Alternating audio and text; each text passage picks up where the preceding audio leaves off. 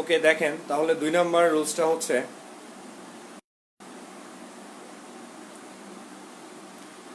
দেখেন প্রথম রুলসটা সবাই অলরেডি বুঝে ফেলছেন আর আগের আগের ভিডিও থেকে। আর 2 নাম্বার রুলসটা হচ্ছে যে ফ্রেজ হচ্ছে শব্দগুচ্ছ, ঠিক আছে। ফ্রেজ হচ্ছে শব্দগুচ্ছ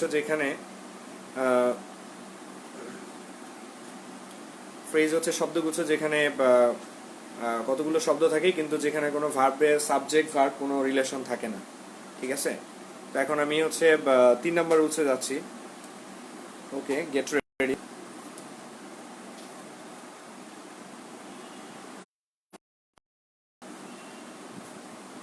3 নাম্বার রুলসটা হচ্ছে আমরা পরবর্তীতে যখন সিম্পল কমপ্লেক্স কম্পাউন্ডটা বিস্তারিত করব তখন পুরোপুরি ক্লিয়ার হবে। এখন আপাতত যতটুকু হয় ততটুকুই।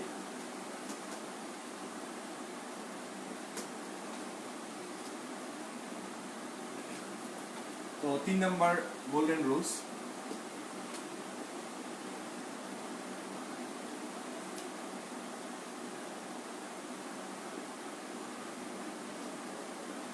কমপ্লেক্স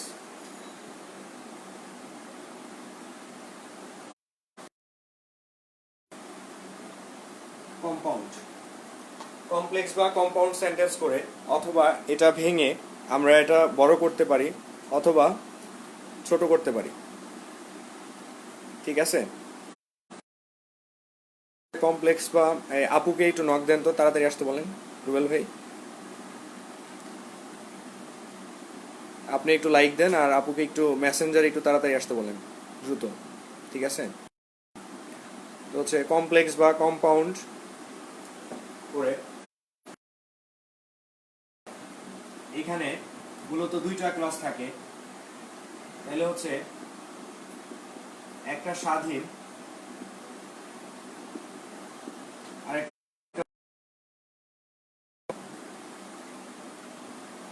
একটা অধীন বাক্য বা হচ্ছে বাক্যাংশ থাকে। কিন্তু কম্পাউন্ডে 2টা বাক্যই কি হবে, 2টা বাক্যই হচ্ছে বা 2টা বাক্যাংশই হচ্ছে স্বাধীন হবে, ঠিক আছে। যেমন আমি কমপ্লেক্সের একটা উদাহরণ দেখি, কমপ্লেক্সের উদাহরণ হচ্ছে যে mister Shanto is so weak that he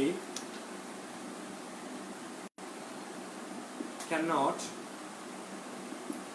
join the class। তো এইখানে he cannot join the class এটা হচ্ছে স্বাধীন বাক্য, স্বাধীন ক্লজ বা হচ্ছে মেইন ক্লজ। আর এইখানে হচ্ছে mister Shanto is so weak that এটা হচ্ছে পরাধীন। তাহলে এই ক্লজটা হচ্ছে স্বাধীন ক্লজ বা হচ্ছে ইন্ডিপেন্ডেন্ট ক্লজ বা হচ্ছে মেইন ক্লজ, এটাকে মেইন ক্লজও বলতে পারি। আর এটা হচ্ছে less important clause. So Shanto is so weak that he can not join the class, এখানে he can not join the class এটা হচ্ছে মূল বাক্য। এটার সাথে হচ্ছে গিয়ে কি অতিরিক্ত একটা তথ্য দিয়েছে, Mister Shanto is so weak. এভাবে আমরা একটা সেন্টেন্স বড় করতে পারি অথবা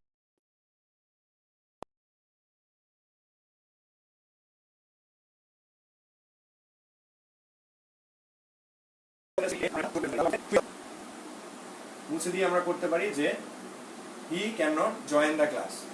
এটার মাধ্যমে কি আমরা সেন্টেন্সটা ছোট হয়ে গেছে, he can not join the class. ওকে,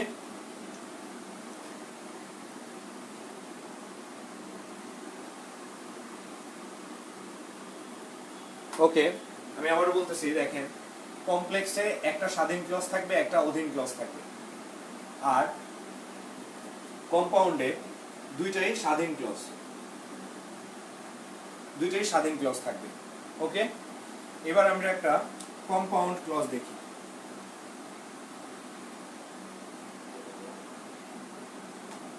একটা কম্পাউন্ড বাক্যের উদাহরণ দেখি। He is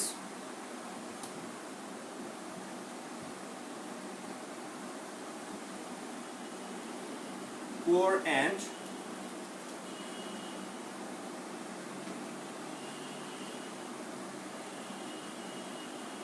he helps the people.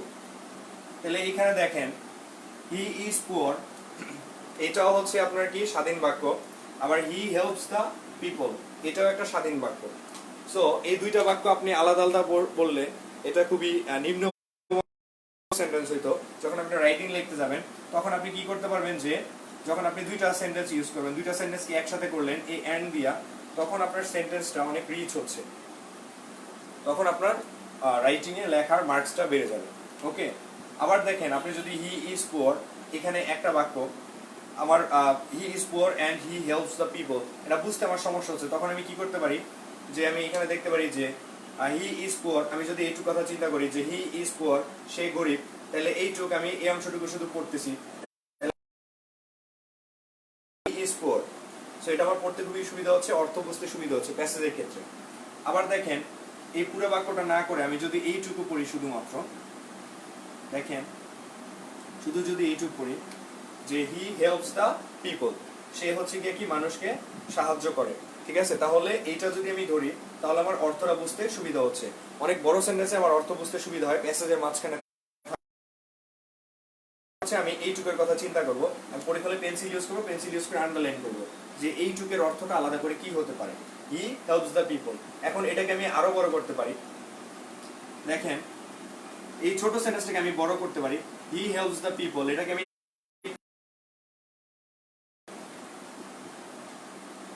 He is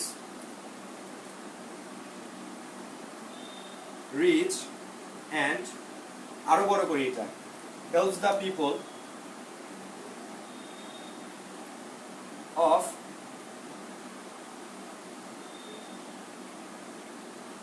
Dhaka city, আমি এটা আরো বড় করতে পারি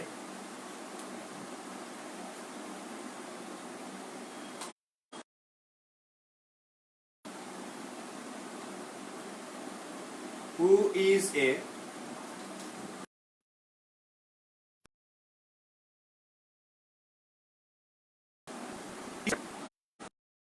rich and he helps the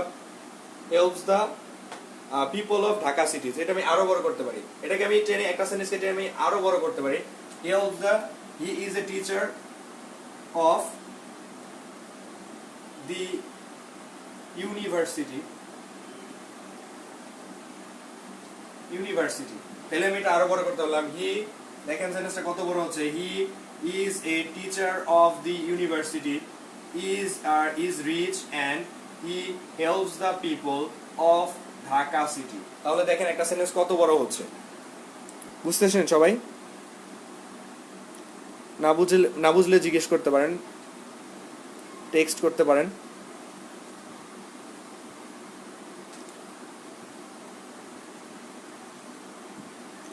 ওকে, দেখেন এটাকে আমি আরো বড় করতে পারি, এই সেন্টেন্সটা আছে, এই সেন্টেন্সটাকে টেনে আমি আরো বড় করতে পারি, he who is a teacher of university, আমি এটা আরো বড় করতে পারি, ইউনিভার্সিটি অফ ঢাকা বা university of Philadelphia is rich and he helps the poor of Dhaka city of the South Asia, এরকম আরো বড় করতে পারি। ওকে,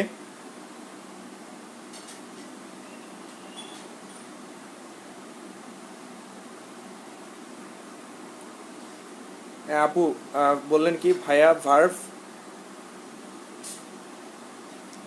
কি লেখছেন, কি অঙ্ক গুলো মানে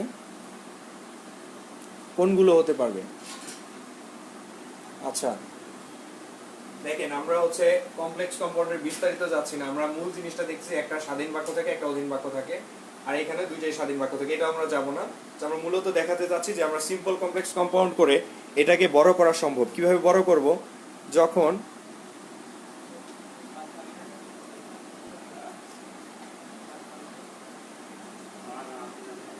আচ্ছা 4 নাম্বার জিনিসটা হচ্ছে, তো সিম্পল কমপ্লেক্স কম্পাউন্ড আমরা পরবর্তীতে বিস্তারিত পড়ব, জাস্ট আমরা দেখাতে যাচ্ছি যে কিভাবে বড় সেন্টেন্স তৈরি করা যায়। ওকে, এবার 4 নাম্বার টেকনিক হচ্ছে অ্যাপোজিটিভ।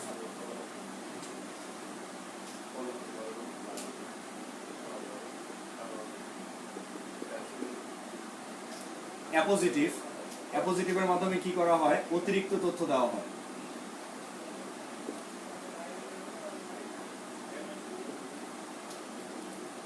ওকে, অ্যাপোজিটিভের মাধ্যমে অতিরিক্ত তথ্য দেওয়া হয়। আমরা জাস্ট একটা টেকনিক দেখব। আমি বললাম যে mister Shanto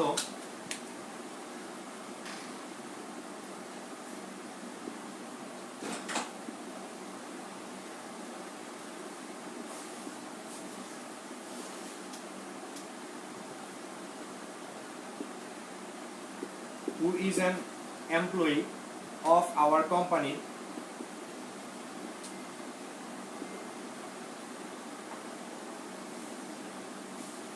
is a good man. Okay, আমি বলতেছি যে মিস্টার শান্ত, মূল সেন্টেন্সটা হচ্ছে mister Shanto is a good man. Okay, তো আমরা এটা না বলে বলতে পারতেছি যে mister Shanto who is an employee of our company is a good man. তাহলে এইখানে আমি একটা অতিরিক্ত তথ্য দিতেছি, এখানে আমি একটা কনজাংশন নিয়ে আসতেছি। সো এই কাজটা আমি কনজাংশন না নিয়েও অন্যভাবেও করতে পারি। এখানে আমি দুইটা কমার মাঝখানে আমি এই কাজটা করতে পারি। দেখেন, আমি এখানে হুটা তুলে দিচ্ছি, এই হুটা তুলে দিয়ে ভার্বটাও আমি তুলে দিচ্ছি। এখানে আমি একটা শুধু কমা দিলেও আমি কাজটা করতে পারতেছি। এই যে এখানে একটা কমা দিয়ে দিলাম, আবার এইখানে আমি একটা কমা দিয়ে দিলাম। এই দুইটা কমার মাঝখানে আমি একটা অতিরিক্ত তথ্য দিলাম। এইটা হচ্ছে আমার অ্যাপোজিটিভ। দেখেন সবাই মনোযোগ দিয়ে, এই যে দুইটা কমার মাঝখানে আমি একটা অতিরিক্ত তথ্য দিলাম, এটা হচ্ছে অ্যাপোজিটিভ। এই যে দেখেন, an employee of our company. তাহলে মূল সেন্টেন্সটা ছিল Shanto is a good man, mister Shanto is a good man. Okay, আমি এটা কি করলাম যে mister Shanto an employee of our company, এই যে এতটুকু দিয়ে আমি একটা, এই যে দুইটা কমার মাঝখানে আমি কি করলাম, একটা দুইটা কমার মাঝখানে আমি একটা অতিরিক্ত তথ্য দিলাম। এটা হচ্ছে অ্যাপোজিটিভ। আমি আবার বলতে পারি যে মিস্টার রবি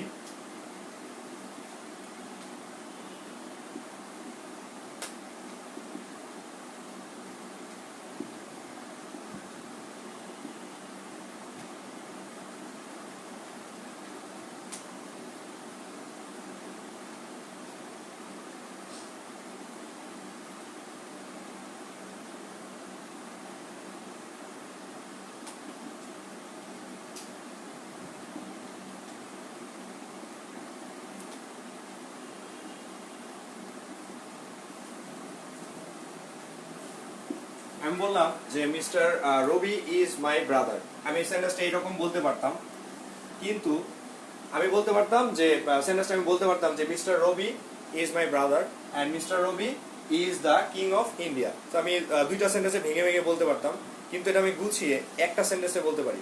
যেমন মিস্টার রবি, এটা আরেকভাবে বলা যায় Mister Robi who is the king of India is my brother.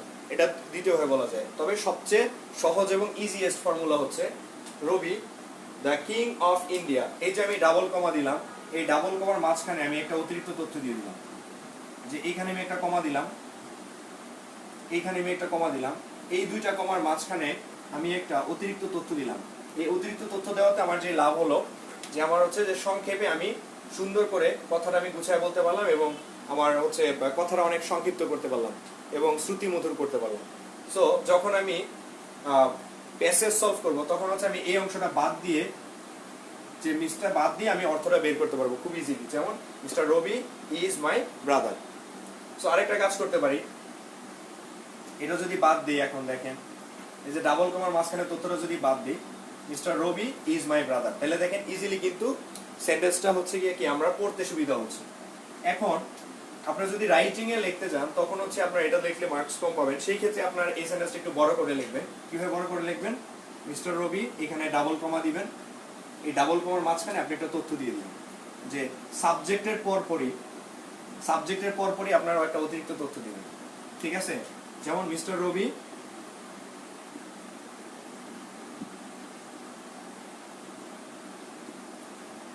The king of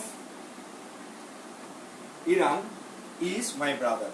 তাহলে এই যে ডাবল কমার মাঝখানে একটা তথ্য দিয়ে দিলাম, আমার কষ্টটা কমে গেল, আমার রাইটিংটা আরো মানসম্মত হইলো এবং শ্রুতিমধুর হইলো। তো আমি হচ্ছে রাইটিংয়ে ভালো মার্কস পাবো।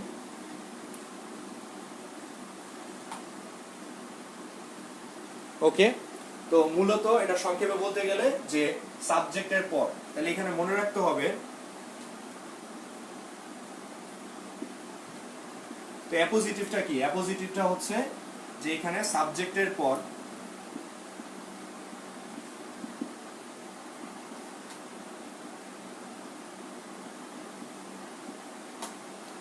ডাবল কমা দিয়ে অতিরিক্ত তথ্য দেয়া।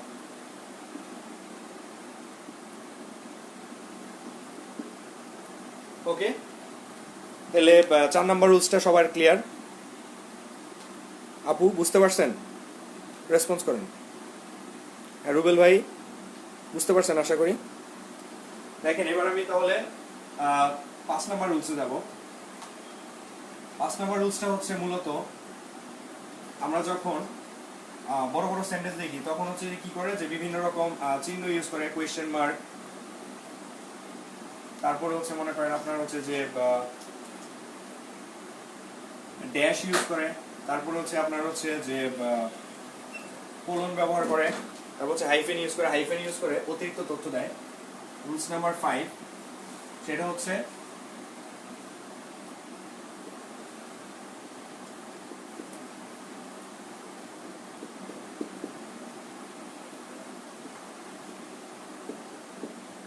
চিহ্নর যে ব্যবহারগুলো আছে এই ব্যবহারগুলো আমাকে খেয়াল করতে হবে। যে দাড়ি কমা যে জ্যোতি চিহ্নগুলো আছে এগুলোর ব্যবহারগুলো আমাকে খেয়াল করতে হবে। ধরেন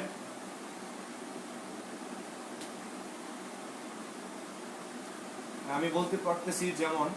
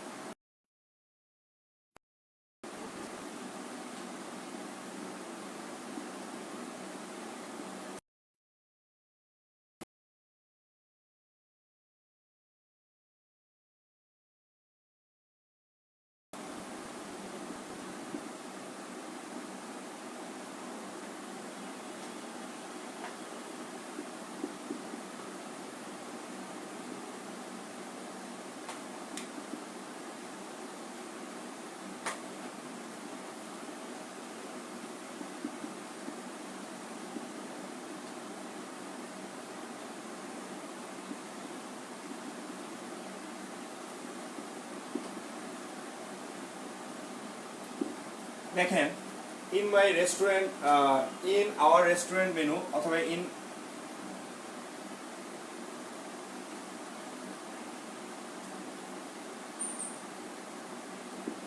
ধরেন যে কোনো একটা রেস্টুরেন্টে in that restaurant menu chicken curry comma wonton comma হচ্ছে set menu is my most favourite dish. তাহলে এইখানে আমি কি করলাম, যে হচ্ছে গিয়া কি যে এইগুলো হচ্ছে আপনার ফেভারিট ডিশ এরকম বললেন, তাহলে এখানে আমি করলাম কোলন দিয়া এই মেনু সম্পর্কে আমি এখানে একটা কি তথ্য দিলাম, এই যে কোলন দিয়ে আমি এখানে একটা তথ্য দিলাম। তাহলে এইভাবে আমরা এক কাজ করি, রাইটিং লেখার সময় এইভাবে আমরা একটা তথ্য পরিবেশন করতে পারি। ঠিক আছে, এইভাবে কমা দিয়া এখানে যখন আমরা কোনো লিস্ট আসবে কোলন দিয়ে আমি লিস্ট আকারে বেশ কিছু উদাহরণ আমি এখানে অ্যাড করতে পারি। সো আমি যখন প্যাসেজ সলভ করব তখন হচ্ছে এটাকে আমি ব্রেকেট দিয়ে আটকায় দিব, ব্রেকেট দিয়ে আটকে এখানে আন্ডারলাইন করে এটা আমি কেটে দিব, যাতে হচ্ছে আমার সেন্টেন্সটা ছোট হয়ে যায়, আমার পড়তে সুবিধা হয়। দেখেন এইটুক যদি আমি বাদ দিয়ে দিই তাহলে কি হচ্ছে, যে in that restaurant menu x is my most favourite item বা ডিশ, এরকম আমি বললাম, তাহলে আমার সেন্টেন্সটা ছোট হয়ে যাচ্ছে, আমার পড়তে সুবিধা হচ্ছে। ঠিক আছে, এই অংশটুকু বাদ দিয়ে দিলে আমার সেন্টেন্সটা অর্থ বুঝতে সুবিধা হচ্ছে। আবার আমি যখন রাইটিং লিখতে যাচ্ছি তখন আমি কি করব, যে এই কথাটা আমি দুইটা সেন্টেন্সে না বলে যে বললাম হচ্ছে ওই রেস্টুরেন্টে বেশ কিছু, দুইভাবে বলতে পারি, ওই রেস্টুরেন্টে বেশ কিছু মেনু আছে, এই মেনুগুলোর মধ্যে এটা আমার হচ্ছে সবচেয়ে ফেভারিট আইটেম। ওকে, তো সেন্টেন্সটা আমরা দুইটা দুইটা সেন্টেন্সে বলতে পারি। দুইটা সেন্টেন্সে না বলে আমি একটা সেন্টেন্সে বলতে পারি যে আমি এটা বললাম যে রেস্টুরেন্টে মেনু আছে, মেনুর মধ্যে হচ্ছে আমি এখানে একটা কোলন চিহ্ন দিলাম, দেওয়ার পরে হচ্ছে আমি এই জিনিসগুলো হচ্ছে আমার ফেভারিট। তারপরে একটু আগে আমরা যখন ইনভার্টেড দুইটা কমার মাঝখানে আমরা তথ্য দিয়েছি, তথ্য না দিয়ে আমরা কি করতে পারি যে দুইটা কোলনের মাঝখানে আমরা হচ্ছে দুইটা হাইফেনের মাঝখানে আমরা তথ্য দিতে পারি যে mister Shanto is an employee of our company is a good man. যে mister Shanto employee of our company is a good man. তাহলে এইখানে দুইটা হাইফেনের মাঝখানে আমি তথ্য দিতে পারি, এটা অ্যাপোজিটিভের মতো করে কাজ করবে। এরকম আরো অনেকগুলা জিনিস আমরা ব্যবহার করতে পারি, ঠিক আছে? তাহলে আমরা 5 নাম্বার জিনিসটা মূলত দেখলাম যে আমরা পরবর্তী যখন গ্রামার পড়বো তখন আমরা দেখবো যে আপনার হচ্ছে যে এই চিহ্নগুলো এবং হচ্ছে জ্যোতিচ্ছেদগুলা কিভাবে ব্যবহার করা, যেটা আমরা আলাদা করে পড়বো। বাট আমরা জাস্ট মনে রাখবো যে এইভাবে করে আমরা হচ্ছে যে সেন্টেন্সটাকে বড় করতে পারি অথবা ছোট করতে পারি। যখন আমরা রিডিং প্যাসেজ সলভ করব তখন এই জিনিসগুলা আমরা স্প্লিট করে করে অর্থ অনুধাবন করতে পারবো।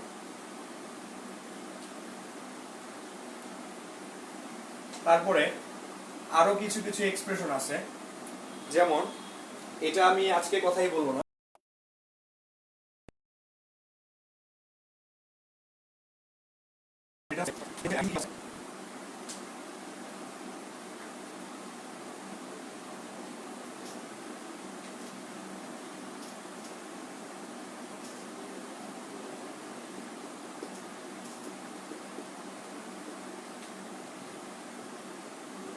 কিছু ইডিওমেটিক এক্সপ্রেশন আছে যেটা দিয়ে হচ্ছে আমি বলতে পারি যে একটা সেন্টেন্স বড় করতে পারি বা ছোট করতে পারি।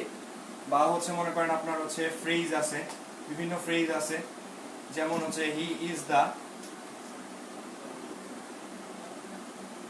ফ্রেজ আছে। তারপরে মনে করেন আপনার হচ্ছে যে গ্রুপ ভার্ব আছে, বিভিন্ন গ্রুপ ভার্ব আছে। এগুলো দিয়ে আমি সেন্টেন্স বড় করতে পারি, ছোট করতে পারি। যেমন আমি গ্রুপ ভার্ব বলবো হচ্ছে, যেমন গ্রুপ ভার্বের একটা উদাহরণ দেখেন, my pen has run out. Run out মানে হচ্ছে গিয়ে কি, যে শেষ হয়ে যাওয়া বা ফুরিয়ে যাওয়া, মানে আমার কলমের কালি ফুরিয়ে গেছে, ঠিক আছে, এরকম বলতে পারি। আবার ফ্রেজ বলতে পারি যে he is the black sheep of his family, এরকম করে আমি বলতে পারি। আমার ইডিওমেটিক এক্সপ্রেশন আছে, এটা নিয়ে আমি আপনাদের একটা পিডিএফ ফাইল দিব এবং হচ্ছে এটা নিয়ে আমরা বিস্তারিত পড়বো। ওকে, বুঝতেছেন সবাই?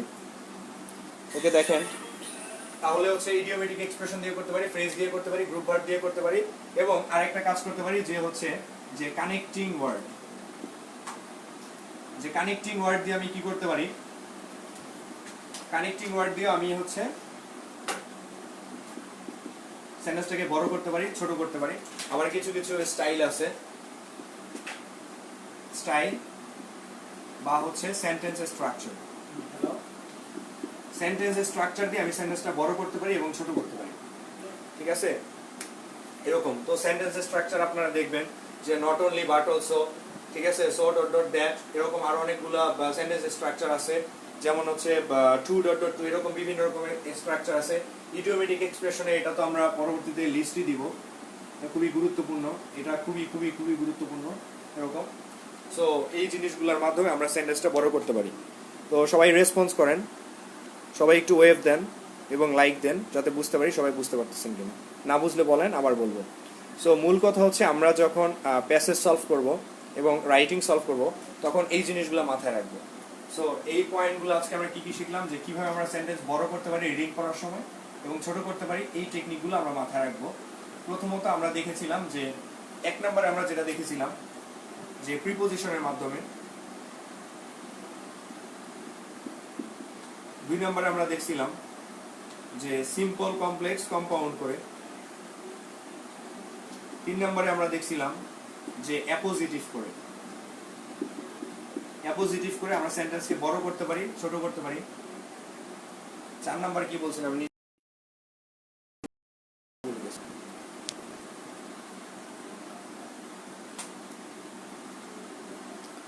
ওকে। আর হচ্ছে ইডিওমেটিক এক্সপ্রেশনের সাহায্যে আমরা বড় করতে পারি সেন্টেন্স, ছোট করতে পারি। তারপর হচ্ছে মনে করেন আপনার বিভিন্ন চিহ্ন ইউজ করে আমরা বড় ছোট করতে পারি, ঠিক আছে। আর হচ্ছে গিয়ে আপনার হচ্ছে যে হাইফেন দাড়ি কমা এগুলো ইউজ করে আমরা সেন্টেন্স বড় করতে পারি, ছোট করতে পারি। তারপর হচ্ছে ইডিওমেটিক এক্সপ্রেশন দিয়ে আমরা হচ্ছে সেন্টেন্স বড় করতে পারি বা ছোট করতে পারি। ওকে, তাহলে এই জিনিসগুলো হচ্ছে আমরা অ্যাপ্লাই করব। তাহলে আজকে এ পর্যন্তই থাক। ধন্যবাদ সবাইকে।